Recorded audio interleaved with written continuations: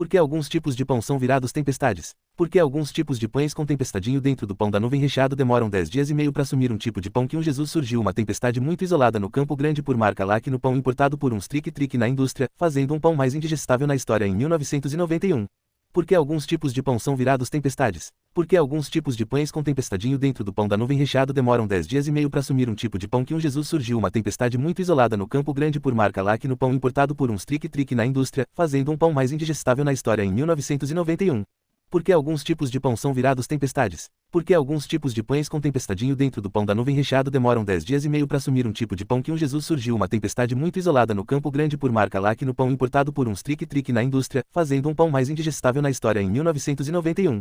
Por que alguns tipos de pão são virados tempestades? Por que alguns tipos de pães com tempestadinho dentro do pão da nuvem recheado demoram 10 dias e meio para assumir um tipo de pão que Jesus surgiu uma tempestade muito isolada no Campo Grande por marca Lac no pão importado por uns trick-trick na indústria, fazendo um pão mais indigestável na